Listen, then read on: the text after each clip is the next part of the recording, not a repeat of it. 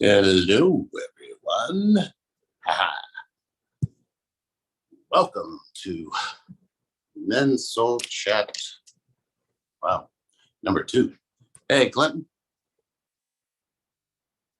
He should be here any second now.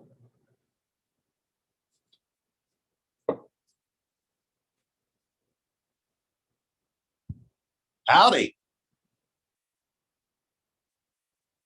Huh? Can I hear you? Say something so I can see if I can hear you. Now, Oh, now you can hear me. Yep. How you feeling, man? pretty good, pretty good. Awesome, awesome. How's your weekend? Really awesome. Had Mm. my 50th party on Saturday night, and Nice. it was cool. Yeah, I was 53. Wow. So I've got 3 years on you, huh? It's all relative. Yeah, it is. And I don't feel 50 or 53 or, there's some, when you're in connection, you don't really feel your age. Yeah. Man. Right. Hey, Omar. Oh, Omar's got to hit his audio at some point. We got some beautiful questions to kind of sit and discuss and let ourselves really kind of digest. Actually, let me find the one that I saw first because it was really quite interesting. All right. Hey, Omar, how you, man? Oh, you're muted. Okay. I'm finding yourself. How you doing? I'm doing all right, man. I'm doing all right. I'm feeling everything, And I think as men, we really struggle to let everybody know what we feel and how we feel it and when we're feeling it. Yeah. Right. So, Omar, you want to take the first question? What's the first question? How does a man who feels this connection tell the person he's feeling it? How did you tell the person you were connected to about what it was you were feeling when it came to what you found this connection to be? What I first thought this connection to be was I kept calling it we was soulmates because that's what I understood. Right. What's a soulmate to you? What's a soulmate to me? That's somebody, two souls that connect at a soul level that has everything in common with each other, and feelings is the feelings that you have for that individual is greater than other feelings that you have. You may have known love and all this other stuff, but what I felt, what I thought was a twin with a soulmate was a twin flame, because I never felt the way I felt for this person that I felt with anybody else. Like, I understood why I never really really hooked up with anybody else, because my soul was already taken. Like, even relationships that I've been in, when I was like, okay, yeah, I love you and all this stuff, I didn't really know what love was until this connection. You know what I'm saying? So I thought it was a soulmate connection, and then I run across twin flames, and I go on different channels, and whatever hit me, not what people were saying, but whatever I felt, that's when I realized what it was. Have you ever, when you compare what this feeling is compared to a soulmate, would you say that a soulmate relationship is easier than a twin flame connection? Oh, hell yeah. How so? How is it easier? How's it easier? Because from what I understand, because I think I have run into a few of my soul families and, soulmates. And we get along so well. We just, it's nothing clashing. It's Mm, it's it's they there to really like guide you or help you. It's never there to trigger you or to make you look into self. Because right, when you with your a soulmate, you think everything is all right. You're not dealing with self issues. right. When you're dealing with your twin, oh boy, everything comes up. The things, even if you're not doing anything, you trigger your other half Mm, just by you being you. You understand? You can be doing good. Yeah, the relationship is going good. Like nothing's wrong. But you could say something or just look something that you would trigger the other person, and then they be like, "What the hell is this?" And then that's when everything starts doing all kinds of other crazy stuff. yeah, yeah, So the difference is with a soulmate, you're not digging into yourself. You're not looking at yourself because everything is going the way you want it to go. right. You understand? The Oh, twin, Hi guys, hey, Dio, how are you, just man? to I'm doing okay. Just so you guys know, here it's a 1:30 in the morning. I Oh, just thank you so much for staying up and gracing us with that energy of yours. yes, thank you. yeah, Omar, I, how are you? I'm all right. I feel you. You're doing I just okay, hope brother. I just hope that I'm asleep by that time. Well, let me ask You you this. know, Go ahead. Go ahead, Dio. the energies are so intense actually that probably we're talking about. I walk my dog about 7 p.m. and I get in here in the computer and we're talking about probably from 7 p.m. to almost like 10:30, 11 p.m. I was talking to a people about the gravitations and the energies astrology wise that comes in. Talk with the people who confirmed all those energies, and I told them about those energies, like in advance with the astrology reports, and now they're like, "Well, Dio, you were right." I'm like, "Oh, you guys have not seen anything." There's a lot of triggers, and Omar, you actually describe the energies that's coming. Yeah, That is about the triggers within the twin flames, about to go behind the shadow that was created from the false self to find the light from within the soul. And you are just, I was just sitting here listening to you now, and it was beautiful description because everything could go perfect, but you can say the one thing and just you push the button on it in the connection. So yeah. So glad to see you, brothers. How you guys been doing?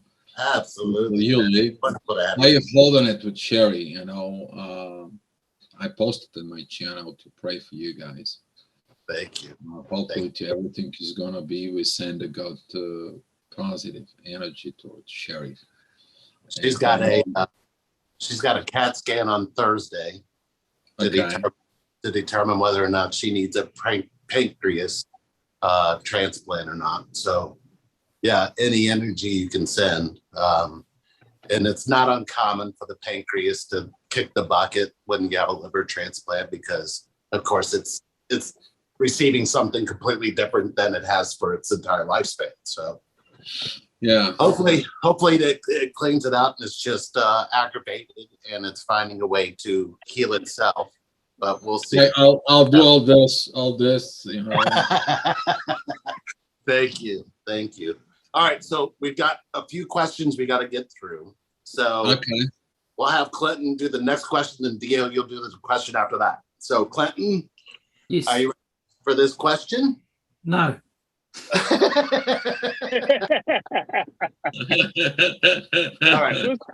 We'll give you a minute then. All right. No, you go ahead. Okay. When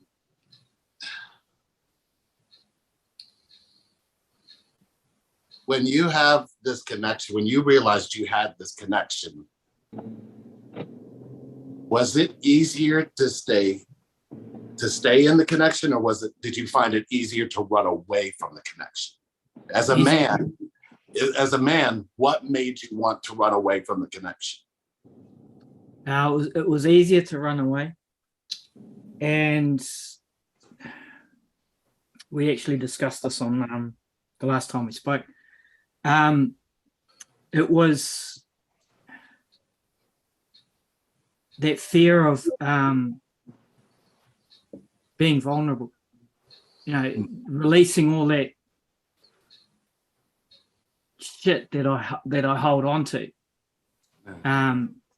Because I looked at her and I thought, she doesn't want to see me. She doesn't want me like this. She doesn't want to know this side of me. So I instinctively hightailed it, even though I didn't realize I was running away from it. But everything that I was doing was just a roadblock. Right. There were things that would happen, like, I can remember we went for a walk one day and, my body just wanted to hold her hand. That's all. Yet my head was telling me, no, don't do that, bro. She doesn't want you to do that. Wow. So I listened to my head, so I didn't. And looking back at it now, I did that a lot. We used to go for walks all the time, and she loves being in the bush, and instead of making it about us being in that environment, I'd make it a race or something where I had to prove to her that I'm better. So automatically I'd make shit a race, or I'd do something else, instead of staying in that moment and just being present with her. I'd always make it into a competition or something else.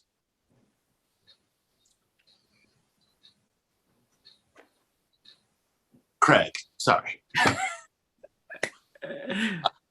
So my question, actually the follow-up question behind this is, when you have thoughts that tell you that they're going to be a certain way, yeah, how do you openly communicate that with them, that's happening to you? I didn't. So would you say that rejected her? Yeah, it did. And this was this a control thing for you, or was this something that me. Really, it was a control thing for me. What did you need to control?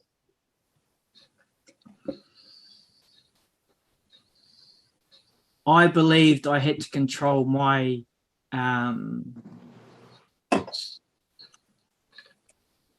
my so-called strength, that I couldn't show weakness, what I perceived as weakness. Mm-hmm. I had to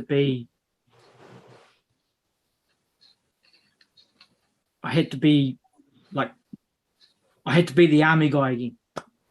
I couldn't step away from it. So because I did that, I started to shut down. I started to, it's not that I even started. I didn't even start. I just didn't know how to communicate to her. I thought I couldn't communicate to her. Yet there were things that were happening that, I can remember one night I was talking to her on the phone, and I said to her, "You know what? I don't miss you." She's like, "What? Why don't you miss me?" And I said, "Because I can feel you right here beside me." Oh, wow. And stuff like that was happening, but the more that sort of started to happen, the more I tried to step away from it. A little question for you, Clinton. Yeah. Did you look at it more deep into that issue? What I'm encountering with working with twin flames, I find out that this actually is a deeply realization into the subconscious. You don't realize it, but that it's coming because you are trying to get away from codependency and the obsession from within you. The obsession and the codependency should to be next to you, should to be with you, and you to be a codependent from within. But deeply from inside, you knew the connection that exists. Deeply from inside, you had the energy, but you, in a subconscious level, you understood this is a obsession and a codependency. Is there something like this cross your mind? No, I didn't feel like I was obsessed with her. I didn't feel like it was a codependence. I took advantage of the fact that we live quite a far distance apart. And by advantage, so I've always considered myself a loner. So for me, it looked the relationship from my perspective looked perfect because we met. We would come together pretty much on my terms. There was it pretty much was all about Fear? what I wanted from it, not what What we you wanted wanted. from it, So was or it not what control? we needed, or not what I needed from it. I didn't Mhm. understand any of that, so it was always about what I want, and that's how I did it. I didn't see it as a codependence. I didn't see it as anything else. At the time, I believed it suited me the way that it was. Yeah. Hey, Clinton, I have a follow-up question. Yeah. Would you say that throughout your life, you always needed a woman you're connected to, but choices were made where you weren't allowed to have that? Yes. What did you do with the pain that caused? I suppressed it. Okay, and then when you were with your twin, Yeah. tell me how that didn't get activated and made you Oh, it push. did. Okay, and that made you push her away. Yeah. Because that happened, because you didn't have control of one space, it was controlled for you. But now you get the chance to actually control that energy, right? Yes. And did you repeat the same thing that was done for you? Or did you do the same thing to your twin that was done to you? I did the same thing to my twin that was done to me. And how have you healed that? By sitting in hours and hours and hours with you. Now, what's interesting is that's the same energy you call weakness. Mm-hmm. Okay. So did you do the same thing to your twin that was done to you? Wow. I did. It's interesting how that got repeated. Yeah. Who's hiding something? No. It's actually the universe making sure that it was said twice. Yeah. Because sometimes what we think a person goes through is really what we think, not exactly what they feel. Mm. And if I said, well, Clinton, once you were in this connection and you realized you never felt a woman you're connected to being in a space with you all the time, Mm-hmm. how uncomfortable did that get for you? And what did you do the more uncomfortable it got? It never got comfortable. Right. Which would be your vulnerability, which you learned how to abandon because you had never had control over connection. Mm-hmm. So why would you trust connection if that happened to you? I didn't. Why? Because I didn't understand what was going on.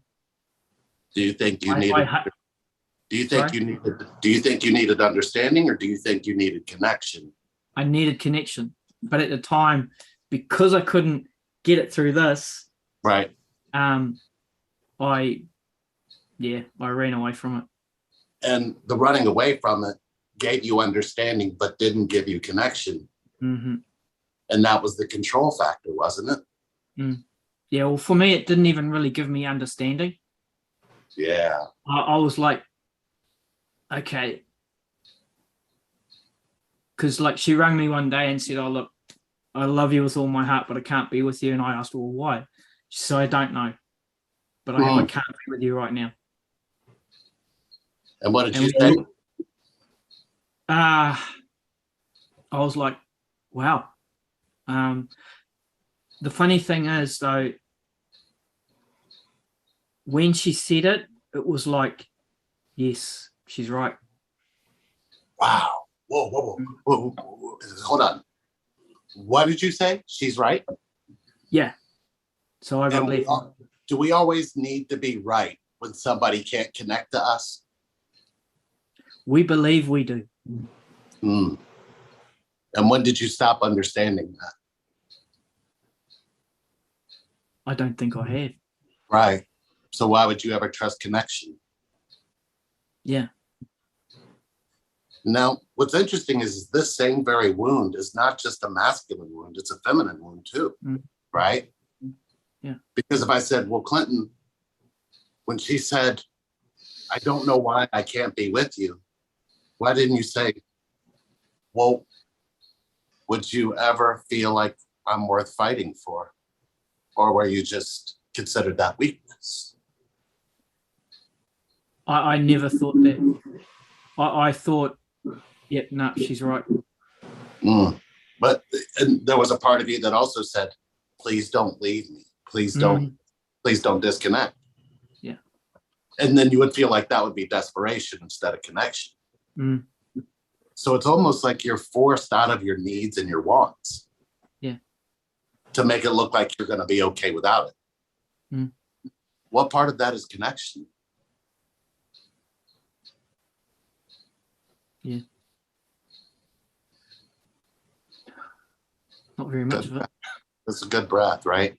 Yeah. And that's, reason why these men's soul chat are so important to connection is that we have this flame on the inside of us that we need the other part to, we need the connection to. But we have been taught to wear this mask like we don't need it.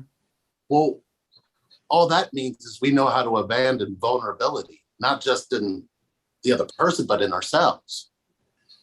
As a man, how do you trust your vulnerability? We don't. I didn't. And what's your belief when it comes to vulnerability now?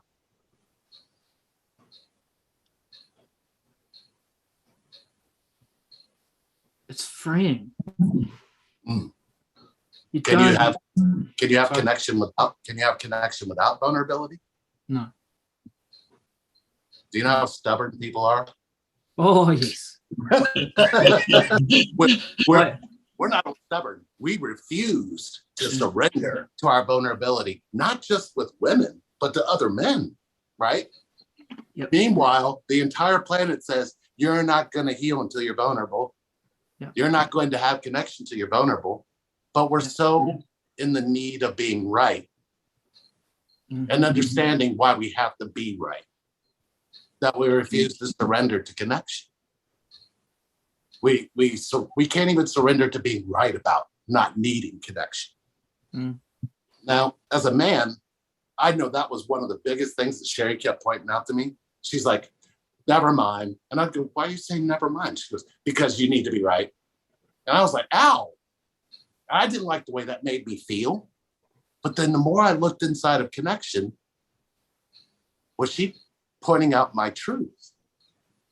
If I need to be right about not having connection, how does that make us as men behave? Oh, Omar, I know you got to say something. Go ahead. Come on in. Up, you're not unmuted yet. Unmute yourself. Nah, I'm just listening, and it's interesting. I'm sitting here learning about all this is learning. I'm learning everything, even though what I know, I don't know it all. I don't claim to know it all. I just I'm listening, and everybody that's on here that gives a feedback is helping me to understand even more about myself and what made me run and why I'm running and what makes me me as a being, to understand my spiritual self, what I went through, the things that wasn't given to me or the things that I wasn't receiving, and how I was brought up and what I was taught. This is a whole, there's a lot of things. This journey, especially this twin flame journey, is a journey that's never ending because you're always learning. You never can be like, well, I got it. This is it. It's never it, because there's levels to this. You know, when you feel like, when I'm talking to one of my friends that's in the journey too, I always tell her, it's like, don't never think that you got something, because whenever you think you got something, the universe is throwing something else at you. Always. That is like, Omar, that is like the steps. As soon as you hit the one step and you say, I got it, there is the next step. It's coming. Right. So you're totally correct in there. Right. So this is a journey of self-healing, self-understanding, and being connected with self. Because once you connected with self, just like Lee preaches this, you connected. You know, everything will come to us. Everything will come at you the way it's supposed to. But you got to be connected to self. And a lot of us is disconnected with self. One thing that I could tell you, being deeply embedded and buried in this connection, every time I felt like I opened a door, several doors closed. So what I started to realize was I needed to unlearn some things before I could learn some things. Right. And the things that I needed to unlearn were the challenge, right? Sherry would often reflect this back to me, and I was like, it wasn't you that closed my heart, it was me, wasn't it? And then she would go, what did it feel like? And I'm like, I don't know how to answer that because I wasn't taught anything about my feelings. As far as I knew, my feelings didn't matter. And she goes, whoever looked you in the eyes and told you that? And I was stunned because I didn't have an answer. And meanwhile, my mind, my logical mind, the mind that I had been carrying my whole life, automatically knew how to defend my need to be right. And it started screaming immediately when she said, who told you that? And my mind said, nobody. And I didn't want to read it. I didn't want to say it on my mouth because I was like, no, I could have not just lived my whole life telling myself that nobody ever told me my feelings didn't matter. I needed to make sense of their behaviors and their actions that said that. But the truth was, their actions and behaviors, my interpretation of it said that. They didn't actually say that. And if I needed to be right that my feelings didn't matter, I needed to trigger them into their own feelings so I could abandon my own feelings and say my feelings don't matter. It was quite surreal in connection because you don't expect to have that reflected back to you. But when she asked, who said that to you? And I was stumped. And then she goes, well, I'm waiting. And I didn't have an answer. I just wanted to defend that everybody's behaviors mimic that. She said, if you didn't believe that your feelings didn't matter, what else would you have been able to see that they were trying to show you? As men, we don't like to feel wrong. But have we ever asked ourselves, who told us that feeling wrong is a feeling at all? When have we ever been taught that this feeling is wrong, that feeling is right? When have you ever been taught that in your life? As men or women, for that matter. Lee, who was supposed to teach us on this as a man? The connection. Your twin Ah, flame. there Your we twin flame- go. your That's twin what flame it is. has to give you your own belief system. What Yes. I found is that when feminine energy tries to give me my belief system and masculine energy, I realize I have a tendency to want to disconnect inside with the feminine. But then I realize there's a little boy in me that gets left every single time I do that. And I blame her for it. Like, did you see what you just made me do to him? And then I go, wait a minute.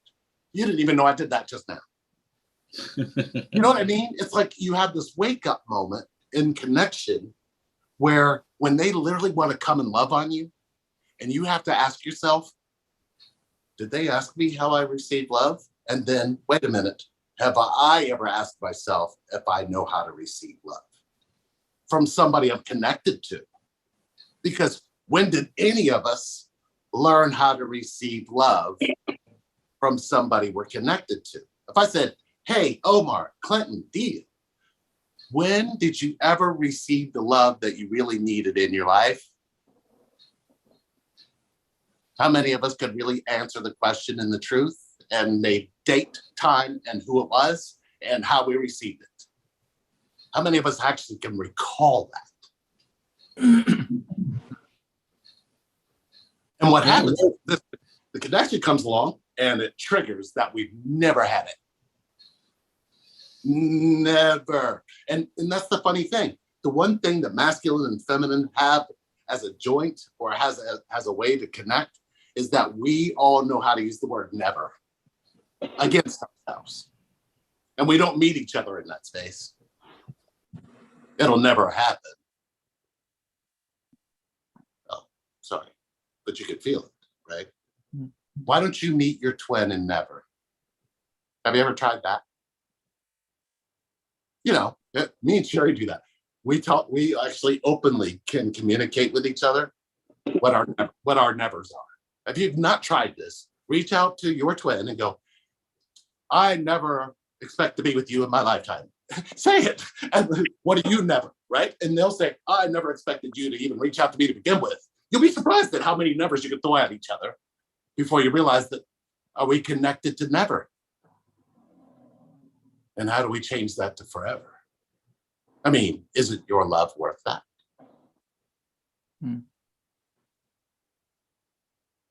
Why not now? How many nevers you got left in the tank there, Clint? Let's see. Hoorah! Hoorah! I got this.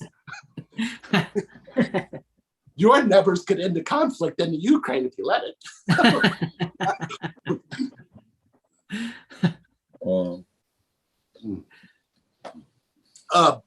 Omar, you want this Yes, question? sir. Why not? Shoot. All right. Here's the question. How does a man let somebody love them if they're hurting? How can a man let How does somebody? How does a man let somebody love them when they're hurting? They can't. How can you? Why not? How can you let somebody? Okay. How can I let? If I'm hurt, okay. Yeah. This is. I'm gonna break it down from my perspective. Okay. Okay. If I'm hurt, and somebody is trying to love me, that hurt is an emotion that is superseding anything else. Okay, so I'm hurt and somebody trying to love me, but I'm hurt. I'm letting that hurt take over everything else. So I'm not allowing nothing to come in because I'm blocking everything off because of the hurt. So the hurt is, so would you say the hurt is loving you instead of somebody else?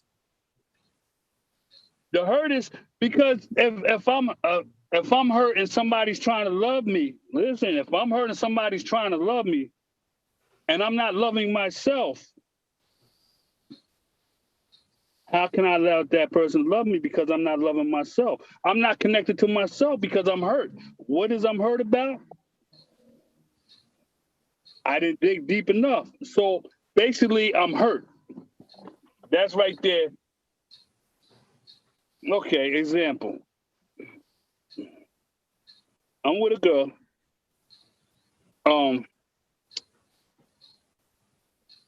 That try to love me. But I'm dealing with all the hurts and pains that my last girl gave me. Okay.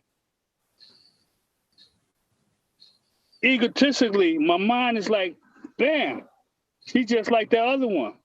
She don't love you. It's a game, it's a trick. Because I'm dealing in the ego sense, I'm dealing with what I've been through. I'm not digging in within myself to recognize what is coming at me. So I can't because I got to get over the hurt. I got to get out of my ego self. I got to get reconnected to myself to allow somebody to love me. Whether they show me love or not, I'm not receiving it because I'm in my ego self. Okay? I'm not looking at it because I'm not connected to myself. So all that is pushed out the window. I can't, if somebody's showing me love, I'm thinking something else. And that's what's going on with a lot of people in this connection and outside the connection, because they're not connected to themselves to allow love or to understand what love is, because they still dealing with the ego self, the ego mind. That's my perspective. Are you connected to yourself when you're hurting?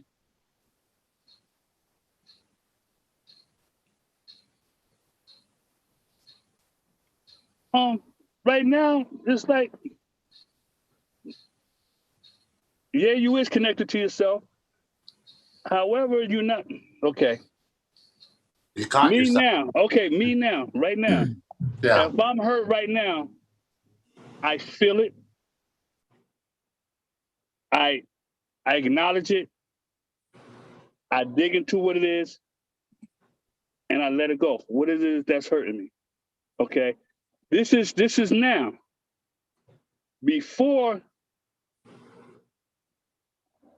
Would you say that, just to clarify, when you say I can acknowledge the hurt and then I let it go, would letting it go in this space be connection or abandonment? letting it go? No. What I said was connect. When I bring it in, Okay. understand it. Mm-hmm. Where is it coming from? Understanding where it's coming from, Right. dig deep inside myself, then let it go. Okay. So the you on the inside that's hurting has been let go of? No, is understanding. I understand where the hurts come from. Right. Okay. I'm understanding where the hurt come from. I'm understanding why I'm hurt. Right. Why, what made me feel this way? Okay. So right now, all of us men are connected to you, right? Right. And we have this one simple thing we're going to ask you. And for the millions of people at some point will find this when it comes Right. to this connection, right? When you need understanding, does it heal anything? When I need understanding, Does it heal anything?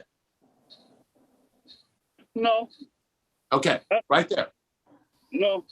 Okay, then let the fuck go of understanding, because us men are connected to how you feel about a whole bunch of shit that most people will never comprehend. Fact. Does that make sense? Yeah, it Because makes a whole lot of sense. understanding becomes our shield. Because even we don't get connected to when we have understanding. Understanding is a wound that we were clearly never going to pay attention to. So if I said, okay, Omar, do you need connection or do you need understanding? It's quite obvious what your answer is. I need connection. Right. And you don't need anybody to judge you in this space. Does that make sense? Yeah, without even judging myself. Well, Judging yourself is a part of the wound of understanding, isn't it? No, that's what I'm saying. When like Yeah. if being connected is without even judging, don't want nobody to judge me with me not even judging myself. Why would I be judging myself if nobody else is if you don't want nobody else to judge me? Right. Hold on. But if I said, if your twin came up and said, I want to be connected to you, would you say, but you don't understand me? Or would you say, please connect to me? Because that's the options we keep getting. And guess what we keep choosing? Do you see what I'm saying? It's like we choose, we want them to understand us. But what we really need is for them to connect to us even without that understanding. Because guess who used to do that for us? You know, we were all born through the same threshold they were. And we were held and loved, and we were vulnerable, and we were screaming and crying, and they held us. And we needed no understanding as long as we had 10 fingers and 10 toes, and we could stretch and we could scream and we could cry, and somebody fucking held us. Now, here's the issue. When we put understanding in between that, we've lost our ability to be connected to. Because when did understanding ever give you connection? Ever. Yes, Theo, I felt your. I felt. We all felt. Let's talk about this. Actually, Omar. By the way, Omar, I'm so glad that you're here and we're talking about this. Felt your energy, by the way, when you were talking. You were talking when you go deeply within the wound. And within the wound, you're trying to get the understanding. But the understanding, you need to understand that point of view. The understanding of the pain, you're looking for something else. You're looking for the truth within the pain. And yes, you're correct. The healing is in the pain.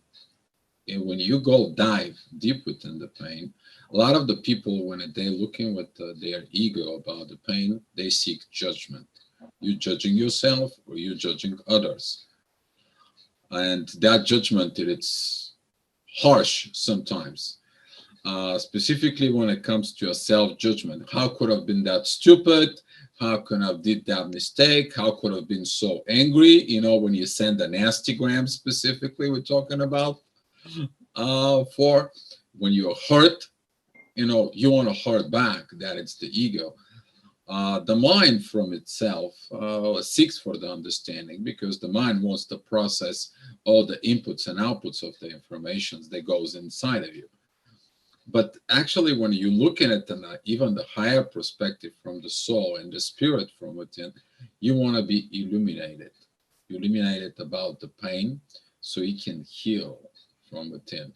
That part of illuminations that you have deeply within your soul. And sometimes you may not realize it, but there is subconscious processes that goes in that when you are hurt, I mean, your protection level is like you don't want other people to see you hurt. So you kind of like naturally say, I don't want you, I don't need you, don't come near me, I'm hurting. But when you look in the other side, that most people, they don't look, is like, I'm in pain and I don't want to give you this pain. Let me deal with it. So you don't want to carry that pain. I don't want to pass that pain to you. I want to protect you from that pain. May I ask you a question, Theo? May I ask you a question? Oh, yes. Good at it. Okay, ready? Ready or not, here I come. Can you be loved if you don't have a connection to your pain? Can I be loved when I don't have connection To your to the pain? pain? Yeah. Yeah. Explain. You don't feel the pain. All you do feel it's the love. You heal Right. that pain. And when you But- heal the pain, from within you, you're open to it. But the way how you open after the pain is the problem is coming with the pain, how deep the wound was. Especially if the wound person knew about it, and there is the wound. There was something that wasn't the way it was presented to it. But Can you the can pain, you explain can you explain how you can have connection without pain? of course, Okay. I mean, if you have the pain, you hold on to the pain, you lose the connections from within. I don't understand. How's that possible if we're born to that? I mean, if just to clarify, in nature, we're born through a threshold of pain, through a line that actually connects us not only to the masculine and feminine we came from, but it nurtured us so we could breathe this air. So I need to Yeah, understand how you're saying. I think what we need to all clarify here, just for all men and women, yeah, you're saying we can have connection without pain. And I have yet. I'm in its connection with Sherry. And I have to tell you, if it weren't for that pain, we would have lost connection to each other a long time ago. So yeah, but so I need yeah. them to understand where you're coming from because you've been in our energy. Yes, I know you both energies. You guys, I give you my energies to you guys. You know, I've been in your energy field, so Right. I know how that goes. So let me explain. In Okay. the psychologists, they're talking about the bond of pain. Okay, and that is a trauma bond that you hold on to the pain, some kind of like a trauma, some kind of like a pain, and that puts you together, because when you're not together, that is the pain in there. So when you are not in the pain, when you heal the pains from within you, what's left inside of you is only one beautiful thing of the twin flames, and that is the need of exchanging energy with your partner together with the divine. Basically, when the soul breathes in there, the pain within the connection, it is only needed until the pains are healed. Once they're healed, guess what? You so when you have the pain, your focus is in the pain. So I'm gonna put you like a battery on your phone, and the pain is a app that drains the battery like 20%. So you have 70% left of love to give in there from within you. But when the pain is healed, the app is fixed, you're not using it anymore. You're not putting your focus, your attention, because the energy goes where your attention and the focus goes, right? And when you look at that, when you heal the pain from within, then guess what? Now you have 100% to give into the connection. You are giving, and you are exchanging this energy that flows between you, your twin flame, the divine, and that energy goes more up and up. That it's coming in from the gravitational fields. That it's coming in of what you have is the energies from within you. It's a little bit of a simple understanding, but what the pain does is we will hold on to the pain, and that pain, it's actually help us to heal the connections. That's what the twin flames are. The other day I was talking about this in one of my videos, that twin flames are coming to push the buttons, to look at it within the pain, deeply within the pains, deeply within the root cause of this pain, because within the cause, the root cause of the pain, it is the healing. And when they healed, they share their story, and other people's healing the same thing. And now when the twin flames are healed from within, guess what? They only become purity of love, because the focus of the pain is not there anymore. The trauma bond is not there anymore. All is there is the interdependence of mutually give and take. There is no more breadcrumbing. There is no more I'm pushing your button. There is no more troublemaking. There is no more this and that. There is no more secrets, vulnerabilities all the time there. The spiritual intimacy is there. And that is what spiritual intimacy comes in. But if you have the pain, if you hold on to some kind of pain, Well- guess what's going to happen? You're not gonna be able to do all this, to understand guess- all this. I guess what I'm experiencing from what you're saying, I tell people the exact opposite. And let me tell you why I tell them that. Okay. Sherry and I kept disconnecting every single time we would disconnect from our pain.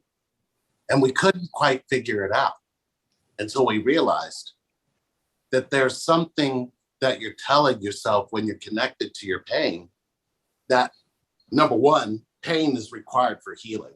You cannot heal if you're not connected to pain.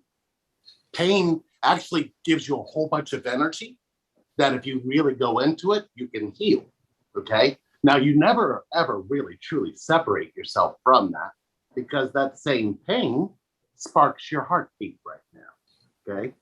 I mean, if you look at it, the very pain that brought us into this world is a pain that's always connected to us so we could heal. The thing is I was judging the pain, telling myself a story about the pain, telling myself a story about the hurt, telling myself a story about how I got disconnected from. When I would do that, I didn't realize that was the disconnect, because the feeling of pain, if you go really deep on the inside of it, is true love.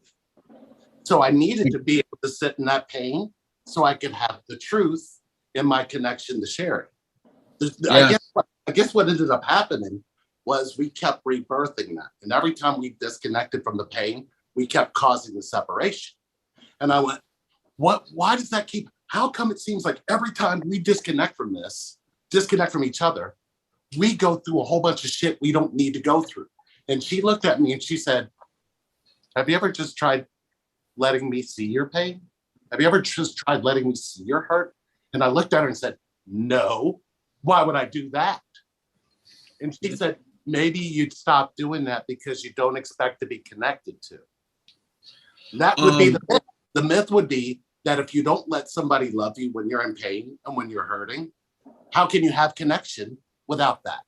Because as a child, when you're an infant and you're newborn, you're screaming in pain because your bones are growing, your muscles are growing, everything in you is starting to expand. And you're in a lot of pain and somebody's holding you in connection. And once that stops happening, how do you believe in connection anymore? You see the same thing I see, but you see on the other side of the mirror. I'm trying to point you the other side of seeing it. We're talking about that, as you said, you can't heal without the pain. And what I just said, even I said to Omar, you dive to the pain, you heal in there because the healing is in there. If you put on a mirror right there between them, you're going to see the same thing, but just the mirroring effect out of this. Usually when the people are hurt or they're deeply wounded, okay, they're asking themselves why they are wounded from within. They dive deep from within the wound and they put the light in there to heal. That is a self-healing process but if the person who wounded you, are you going to allow it if somebody hurts you to comes in and heals you? If I'm sitting in the pain and the hurt, how can they hurt me? How can they hurt me and cause me pain if I'm sitting in it already? Yeah, that's what that is. It's some of the situations between the pain and the hurt. They are based out of our human expressions, but it all depends of. Yeah, let me just. Is it possible? Yeah, go ahead. Finish. Let me not break in my thought patterns. Okay, let me ask a question so I can just so we can ask the last question. Yeah. Is it possible that what we've done is separated ourselves from our pain and our hurt, which this connection creates an aliveness around, and we can be loved by being in that pain and hurt, has been the myth. Like, Sherry comes towards me more when I'm in pain and hurting than she does when I'm not. It's like that's the source of the connection that births you. Here, I guess the question then becomes, is it possible that this connection wants you to see that you could be loved when you're in pain and hurting? Because if you look at all of the connections on the planet, all of the relationships on the planet, what if this one connection is saying, guess what? You can actually be connected to, you can actually be loved, you can actually be accepted, no matter how much pain and hurt you've endured. If you sit in it, this person will come to you and love you through it because you didn't know that you could have that on this planet. All it comes down, Lee, no, we look at it, this actually had a lot of conversations on about this. We are used to the pain, used to passing the pain from thousands and thousands of generations. And we haven't seen, we actually found the pain like a part of life, part of our existence for. And when we see the pain from within us, we also see the pain from the others, and we're always in a hurry up to help them, to fix them. That is the part of natural environment of the empathy to help someone when they're hurt, and we're expecting that we are hurt, we are gonna comes in and goes on. That it's coming, psychology-wise, we're talking about the need for the attention for it, and when for the caring between a couple, when you're hurt, she's gonna be next to you. When she's hurt, you're next to her, right? It wasn't that easy at first, no, because we were why was not easy at the first? Well, we were taught. We had relationships, a majority, and Yeah. soulmates that we attracted based off of believing that we couldn't be loved when we were in pain and hurt. So it's like, kind of like if I say, hey, Omar, has anybody ever loved you to the core when you're in your pain? Hey, Clinton, has anybody ever put their arms around you when you're hurting? No. So what we end up believing is that's going to be us for the rest of our lives. Then we have this connection come along, and that's exactly what it's showing us we're allowed to have for a specific reason. Because our belief system is keeping us from connection, not our connection is keeping us from our belief system. It's never been reversed. All I'm trying to get you to see that is correct.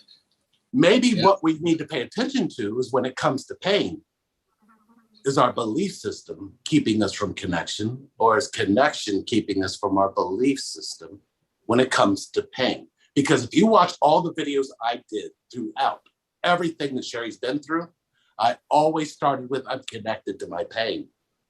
And what that seemed to have done is allow me to feel her heart slowing down, her heart speeding up, the pain level, what the receptors were going off around her liver. It made me pay attention to me sharing my immune system when she would catch a cold, when she didn't feel well. It's almost like for some reason, we don't believe in connection deep enough to realize that inside of the pain, you can feel everything the person you're connected to is feeling.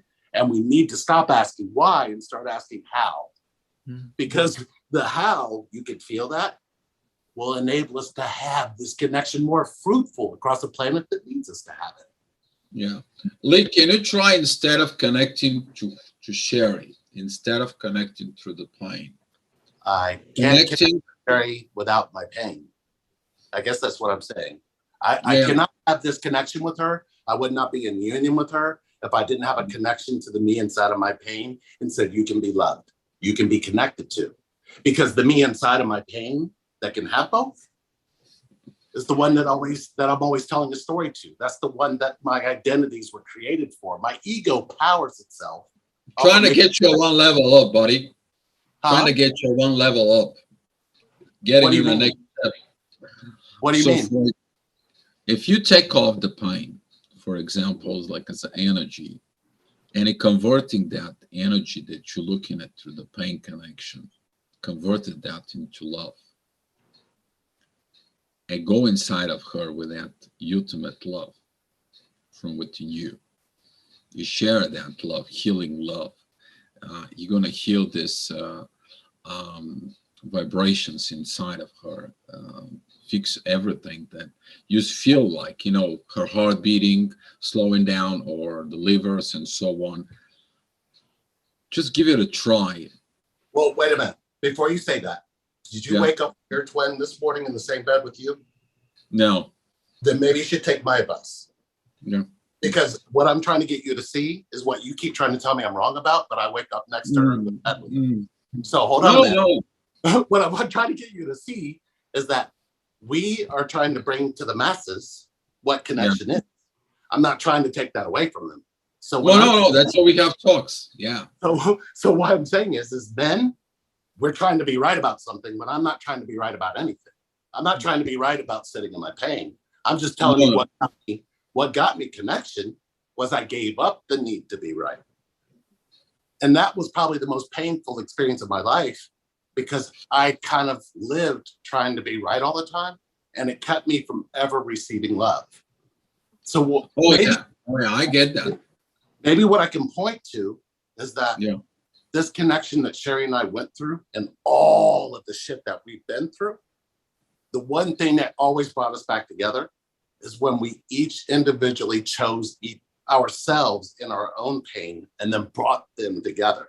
It will not work the other way. It only takes one of you to do that. If one of you can ask yourself, as men, what did we learn about sitting in our pain and letting somebody hold us? That would be the key as men, I feel, to help heal this connection. Because ultimately, if you can be held when you're in pain, it changes what you believe connection meant to you to begin with. I see that point. That was the other side that I didn't see. Yeah. That's what it is. And it's hard That's what it's the help of these talks, because seems like every time you and I were talking, we see the both sides. Okay? Well, From I different perspectives. see inside of pain is a deeper connection to this. And it really sucks because I believe It does. it's turned into a civil war of masculine and feminine on the inside. And what's happened is we've handed a sword to feminine energy and said, you're divine, we're not. Not, hey, if you unite, you'll all be divine. Because what we believe is that somehow without one or the other, we're something. When literally without each other. Lee, Yes. this basically is what you're saying is this, and I think I had this little discussion just before I came on with an individual, and it's basically connecting with both halves of yourself to make a whole, the feminine and the you know what I'm talking about. The feminine and masculine union from the them two. two things right there, them two right there. You got it. When you come into them together, when you combine them together, when you connect them together without allowing one to supersede the other, but them to coexist together as need be, as to come out, that's when you deal with everything, your pain, how you feel, everything is combined, because you dealing with the feminine, which is, as we say, the female, the way their feelings on their sleeve and all that. The masculine, the go-getter, that the whatever, y'all masters in this. But what I'm saying is, when you combine them and connect them together, even them out, you can be in your feelings without judging anything, because you connected with yourself. So there's no as you say, my learning is once you conceal one of them, the other one's gonna pop his head up one way or the other. That's like the yin and the yang, the good, bad, whatever. When you try to put one side of yourself, because we come with both sides. When you try to put one self down, one way or the other self is going to pop his head up, Right. whether you like it or not. So to embrace the whole self, the yin and the yang, the feminine and the masculine, that's the connection that you really need within self, your whole self. Well, So, you know what would you say, Omar? I guess what we've done is we've made this masculine and feminine, but we can make it quite a lot more simple than that. Here's one way to look at it. Is it possible to tell yourself you're whole if you're disconnected from your vulnerability? No, Right. So we don't need to make it masculine and feminine, do we? no, I'm just, that's just a figure of speech. You're right. Right, I right. understand what you're Well- saying. I'm just like, for the people that is not high level, and I'm trying to speak in their term, that's watching this. You right. understand? Yeah. About what it is it can, and connecting with the whole self. I don't even want to put names to it, but being connected with your wholeness. Right. Yeah. Yeah. Can You you know. whole? I guess as men, do we believe we can be whole if we're not vulnerable? No, we don't. A lot of men don't. Now I've learned, yes, I can. Yes, I can. But before, nah, I had masks on. I had Yeah. wore different masks. Let's hear what Clinton, you started. I'm sorry. I cut you off. I'm sorry, Clint. No. You didn't cut him off. I think he just slid it in. I heard him and I felt it at the same time. Yeah, I heard him too. Yeah. Clinton, I just said, no, we don't.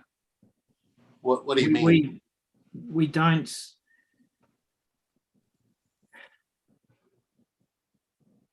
We don't know how to, like what we've already been discussing, we don't know how to express what it is to be in pain.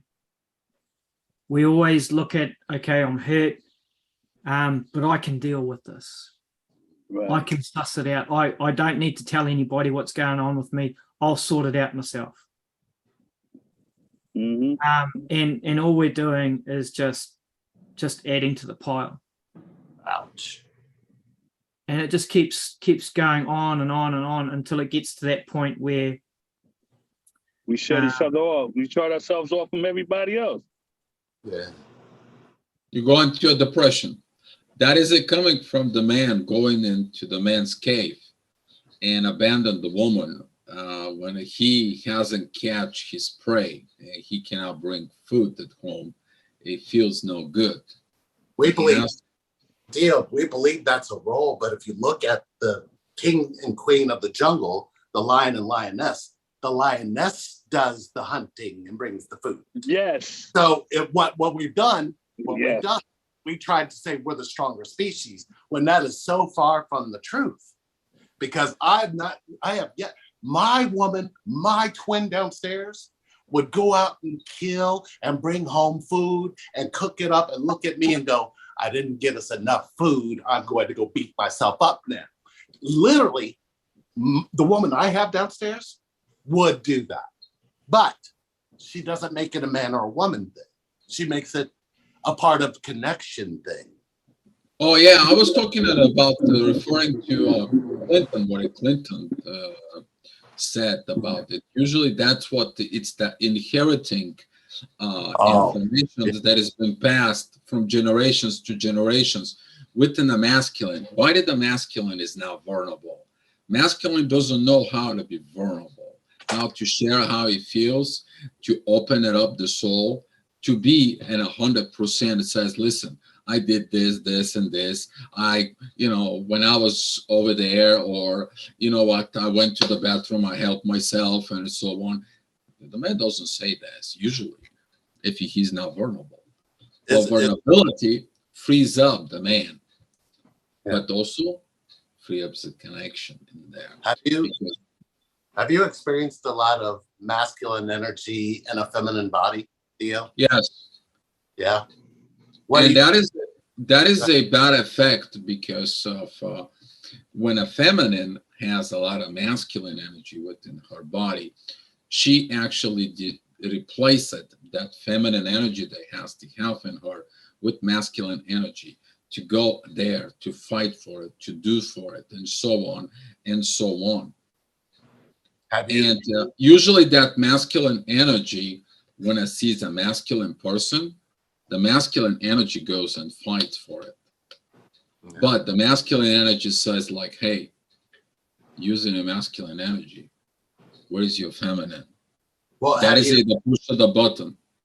have you That asked is the question, when you encounter that kind of energy, have you asked the question, did you have an actual emotional feeling connection to your father?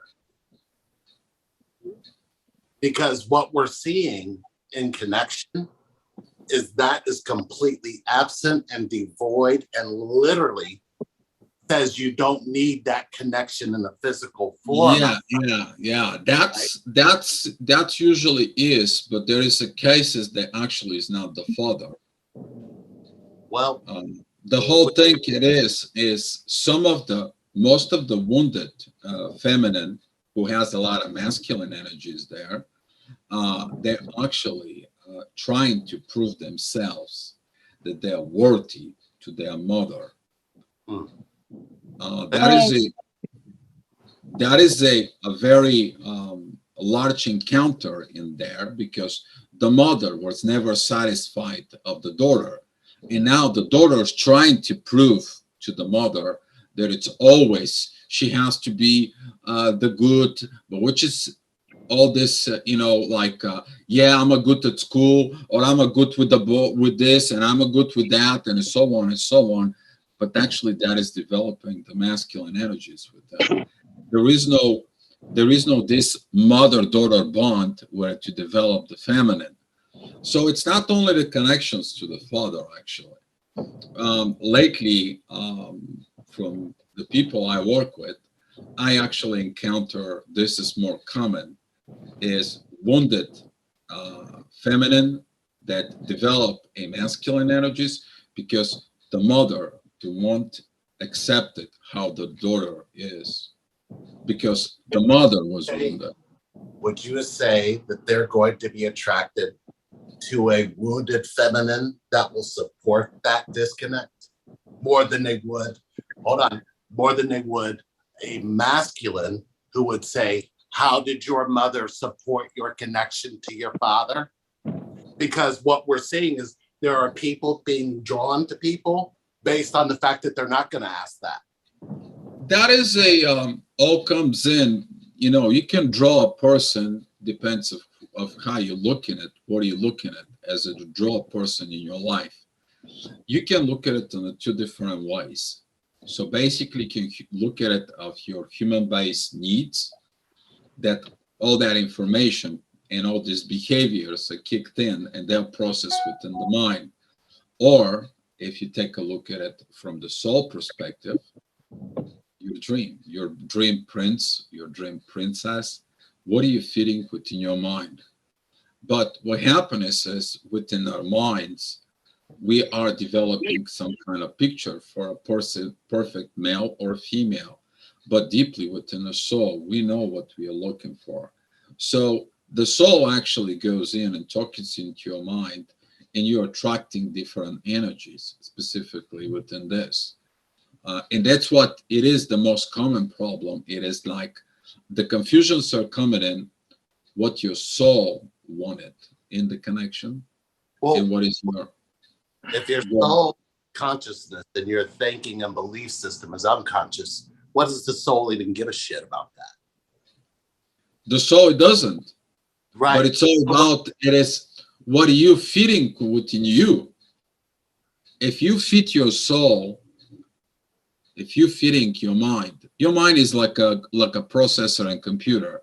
You're feeding information from a hard drive, okay? But if you have a human-based behavior, or you goes out and you get a programming, like for example, if it is your mother or your father, we're talking about this, you plug it into the computer, there you go, the information goes into the processor. He knows what this information is.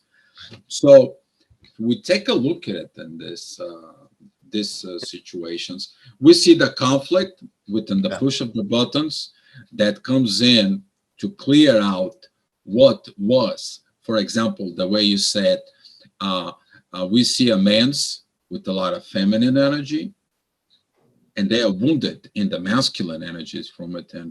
And we have a women that are with more masculine energies, but it's wounded the feminine. I'm sorry, maybe I misunderstood. Let me Yeah. clarify what I was saying. You will have feminine energy step into the masculine to replace the masculine energy the feminine energy didn't get to begin with. So it's trying to fit a mold into a puzzle that literally nobody's paying attention to. Yes. Because what ends up happening is you attract the same wounded feminine energy, trying to look for them to love you in that masculine energy that the person you're directly connected from in feminine energy never got. So what we see is this same algorithm is doing the same damn thing, even when it comes to this connection. So I guess ultimately, when we get down to the root or the deeper level of all of it, there is a pain that you can go into that resets the whole thing. And that's where, as men, we know how to sit in pain, but do we know how to let somebody hold us? And do we know how to hold somebody who's in that much pain? Because when it comes down to this connection, that would probably be what it needs more than what it doesn't need, right? Does that Can make I sense? show you another point? Yeah, I agree. Totally agree with no, you. we have one more question that I really Oh, want to. okay. Okay. But but there can be a part 3 to this. Trust me, we could go all night. All right. So this question is, what I do to it? I'm finding it. Give me a second. Sure. Hey, Omar, you here? No, he's not in the car. Who? Omar? Yeah, Oh, did he disappear on us? I don't know. I I wanted to tell him something. Oh, Clinton, you good? Yeah, mate. All right, good. Then you're going to start us off with this last question. Okay. Send. What holds you back from communicating your true feelings with your twin flame? But I don't have those feelings in the first place. And what's interesting is the person who said this, we'll just call her Grace. Okay. So I guess you better have some grace when you go to. Oh, hey, Omar, he's back. Omar, let me repeat the question again. Okay. What holds you back from communicating your true feelings with your twin flame as a man or a masculine energy? Okay, what holds me back from communicating? Yes, we're gonna let Clinton start us. Then you can go next, and then Dio. Then I'll try to chime in somewhere. It for me, it came down to she's not going to understand. She's not going to understand what I'm trying to tell her. And then it's also that fact that, okay, so if I do tell her this, how am I going to tell her this? Has anybody who didn't understand you loved you? No. How do you know that? Well, that's this. Telling Right. her. So what I'm asking again, has anybody who didn't understand you, did you allow them to love you? No, I didn't. So, okay, so you see the actual, what that actually does then, right? Yeah.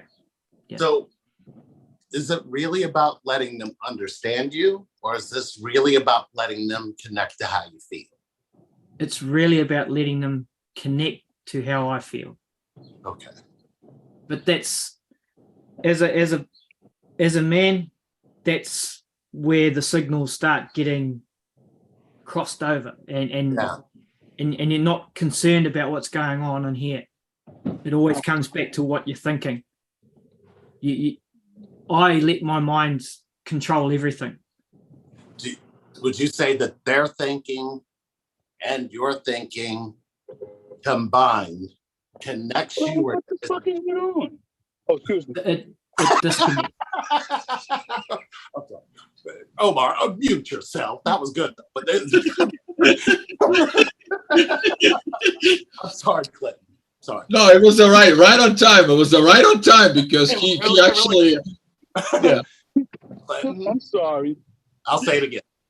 Yeah. Is I'm sorry. Them connecting to what you think or understanding you in this space, your thinking and their thinking connects you or disconnects you from your feelings. Disconnects. Okay. So if you can tell they're in their head and you can tell you're in your head, how do you sit in your feelings and open them up? Yeah, you don't. Okay. Have you found a way to heal this?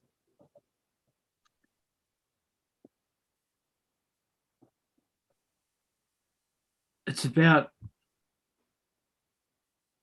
allowing myself and knowing in myself that it's okay to be vulnerable, that it's okay for me as a bloke to feel what I'm feeling and not have to sit there and say, no, I'm okay, I'll get through this. This will only last for a little while and then I can just forget about it and move on. When are you ever okay to let somebody connect to you? When we're in our minds, we never allow it. It's never okay. Okay, so how often are you in your feelings knowing you believe that?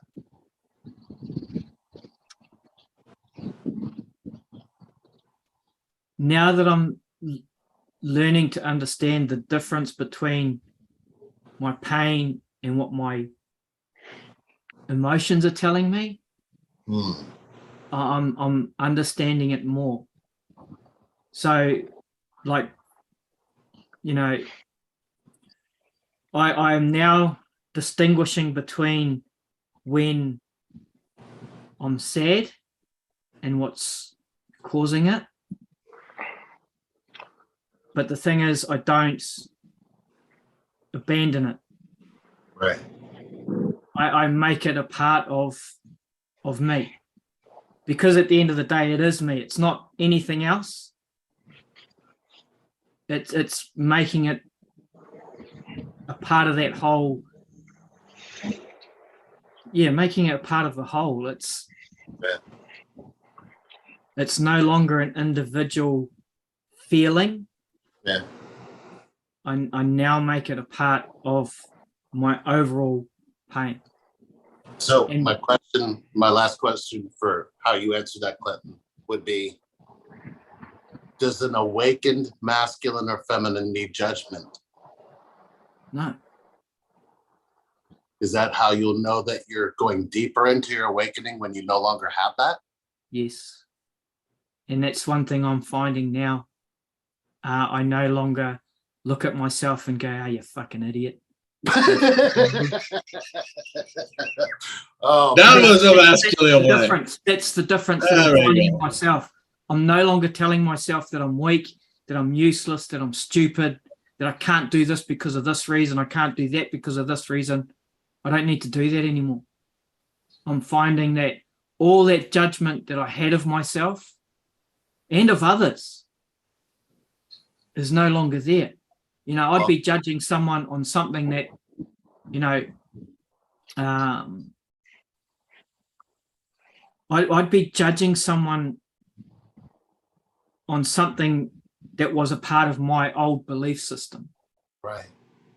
When now it doesn't. Now, yeah, I can't explain it any better than. No. You don't. The explanation needed to be like of a long time ago. And welcome to connection, because connection doesn't judge shit. And that's You know what what I'm I mean? learning. And I think what we're still trying to do is figure out how to attach judgment to connection. When connection says that's nothing more than a disconnect, and I'll stay connected until you realize that. Yeah.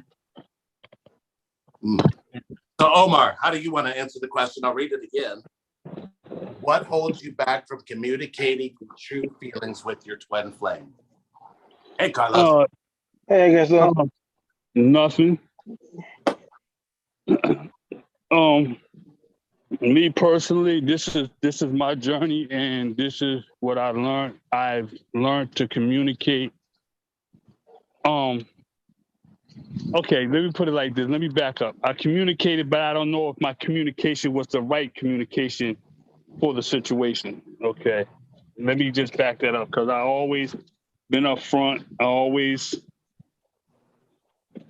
said how I felt or feel at the moment. I always did all that. I even told her that we was twins after I realized what was what.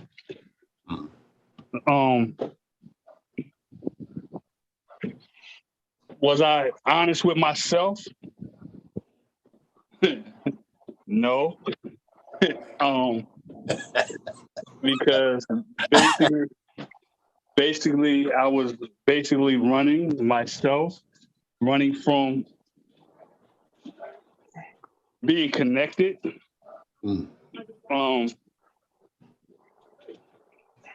Hey, Omar. Yes, sir. I have a question that may help us get right to that space you're looking for. Are you ready? Yes, I'm ready. Okay. Do you allow yourself to be wrong with this particular connection when it comes to your twin flame? Are you allowed to be wrong? Am I allowed to be wrong? Yes. Yeah, I feel that. No. How can, no. How can I be wrong in how I feel? Shit. No. Dude, that kept fucking me up this whole connection. No. Every single one of us on this fucking screen right now are responsible for. We do the same shit you just did. Oh, I'm allowed to. No, I'm not. No.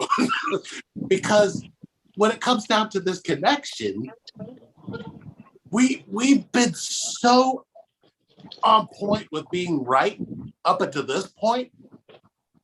It is a scary feeling to let yourself be wrong, right? It is. Not only is it scary, we don't know how to trust being wrong at this point, right? Right. Because when you look back at your whole life and you go, oh, I had plenty of women and love. None of that shit makes sense now. It's like, what the hell were we thinking? Right. Right? And Definitely. we thought we needed to be right about what this is. And we are so afraid of this shit because that meant that we would look at every choice we've made in our life and we were fucking wrong for making that choice. And it's the most painful realization of connection is what if we're wrong? What if, not so much that we're wrong, everything we believe about being loved and being connected to. I believe, yo, Lee, I really believe, me personally, I believe that everything that we was taught about was wrong. I believe that because what I'm learning now is not what I was being taught. Right. It's like we all of us as little boys find out that Santa Claus isn't fucking real, but everybody made us believe that lie, right? And we're looking, going, wait, you lied to me, right? It's like we know you, Santa Claus. We seen the presents. I carried on that lie. I believed the bullshit. But ultimately, what we're saying we believe was we couldn't be loved. We couldn't be connected to. Our feelings were important, that our feelings mattered at some point. When did we ever get the right or believe that we could be completely wrong, that our feelings actually meant something to somebody else? It's profound. Because if you're a man and you stumbled into this and you watched it all the way through up until this point, When did you ever believe, as men, that our feelings were important to family, to friends, to people who we told ourselves loved us? When did you ever tell yourself that those feelings, even your deepest feelings, you never shared with them?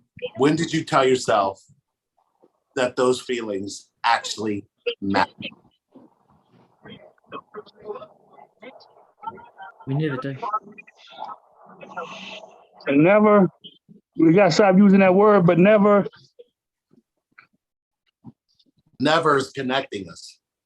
Yes. Dio, here's the question, so you can answer it, and then we'll let Carlos answer it, then we'll wrap it up. Okay.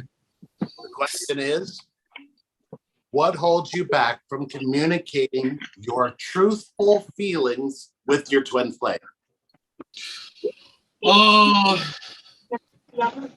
lack of trust, probably the biggest one. Trust in your feelings. There is some kind of noise.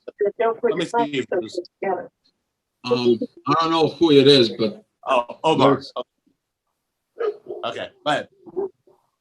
yeah, because there's a lot of background noise and I can't Yeah. hear So my would you voice. say your trust in her feelings or your trust in your feelings for her?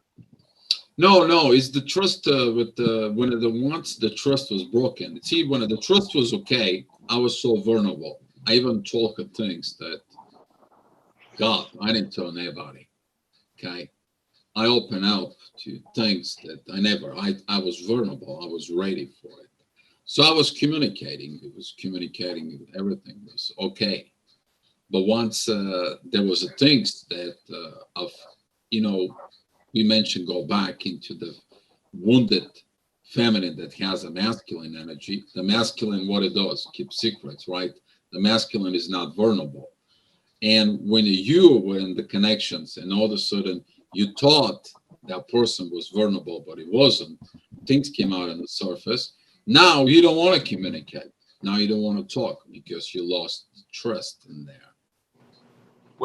When you were That is the one thing, but when you opened this vulnerability to your twin flame, yeah. did you have open vulnerability with your mother and father? Oh, I did. We're talking about the connections with about 2 years, pretty much every day on Sundays, talking about like 12 to 14 hours a day. Yeah. You know what I'm talking about. Those are the long talks that you share anything and everything. With your parents or with your twin?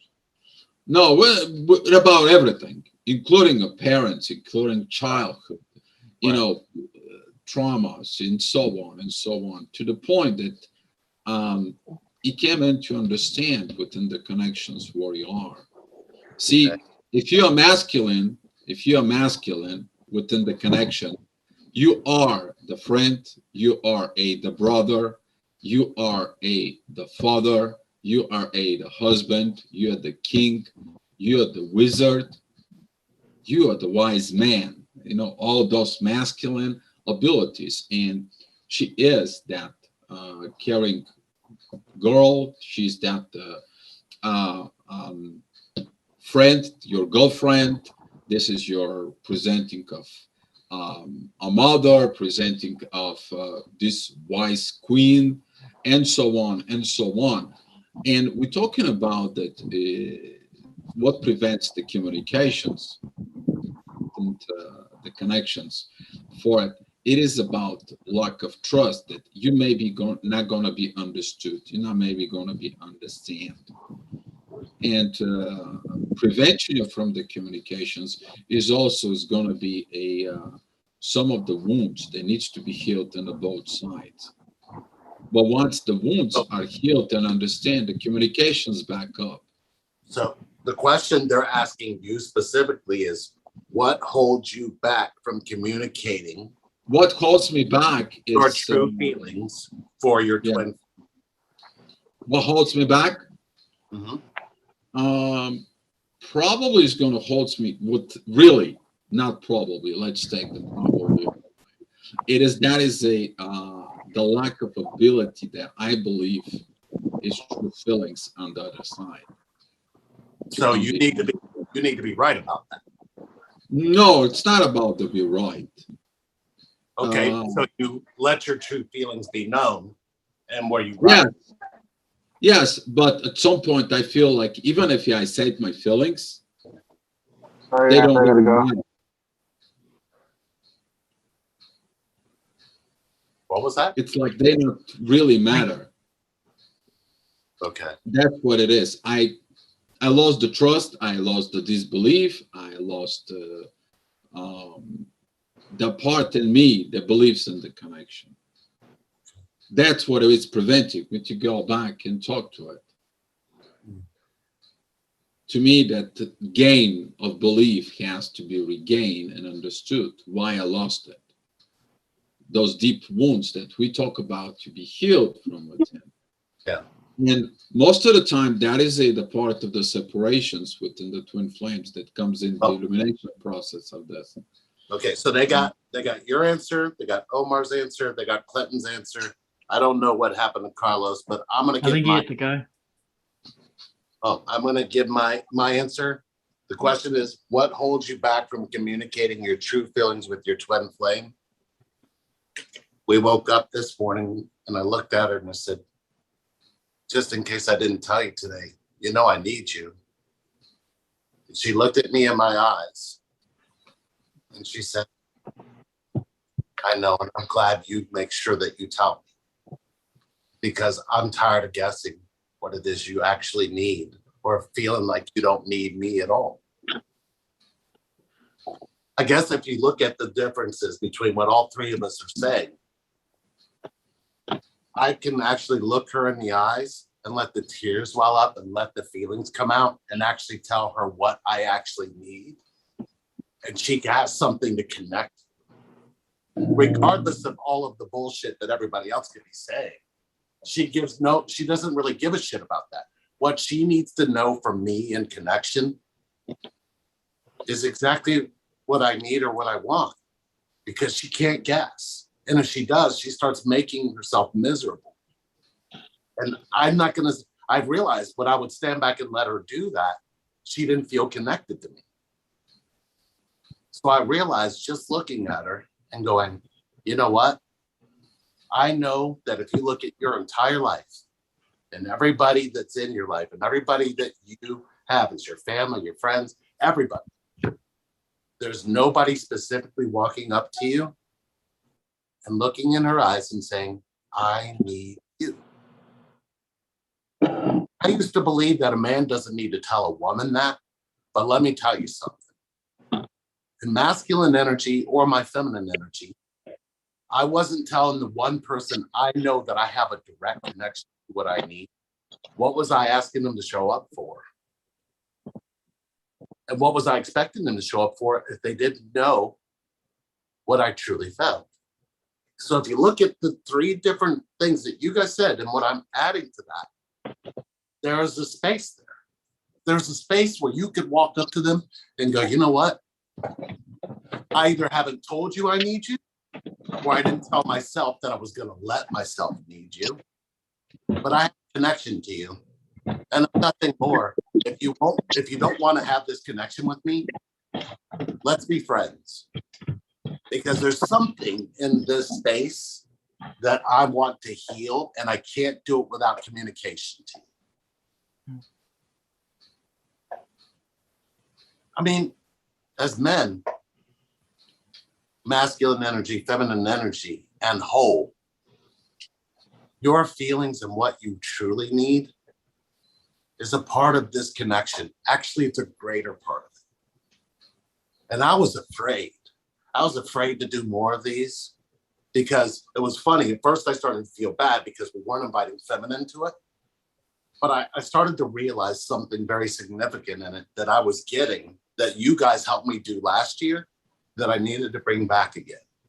And first of all, that was to say thank you for reaching out to me and saying, hey, you taking care of you, number one. Number two, Thank you for sitting with me in all the pain I was in. It saved our connection and kept her here. But I need to give you something back. And I'm telling you, it's inside of your vulnerability. It's inside your ability to tell somebody what you actually need. And the one person you're connected to is afraid to tell you what they need because you've blocked that off from you a long time ago. You're allowed to need them and they're allowed to need you. I love you, Right men. there. I love you, men, more than anything. Right I'm- there. That's allowing right Yeah. there. You said it right there. And if Uh, allowing it's not there, that is the problems. Yes. I am thanking all of you for showing up. Omar, we love you, brother. Clinton, Love you too. Yo, love you.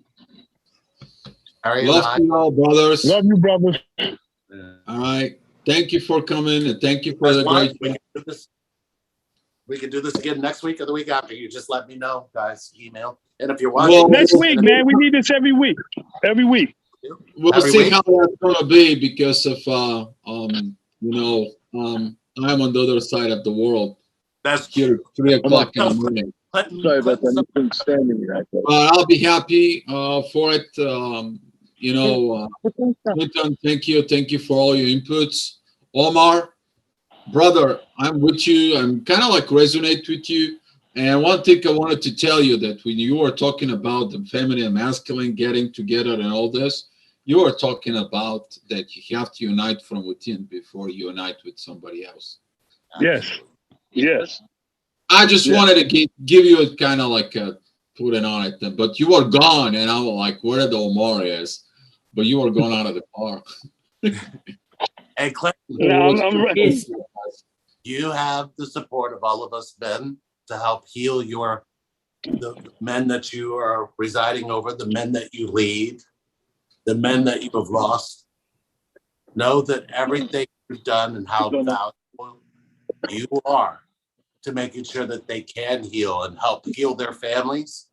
Yeah. Everybody on this planet feels you. Okay. Don't ever not think that we're not connected to you and that you deserve this connection. Yeah. So you remember when she said, I don't know why, but I can't. Mm, You need to start believing I do know why and you can. mm. Yeah. And maybe And you just need to say that message quite simply. Yep. Okay. Yep. I love you, brothers. And I will Love you too, brothers. Love you.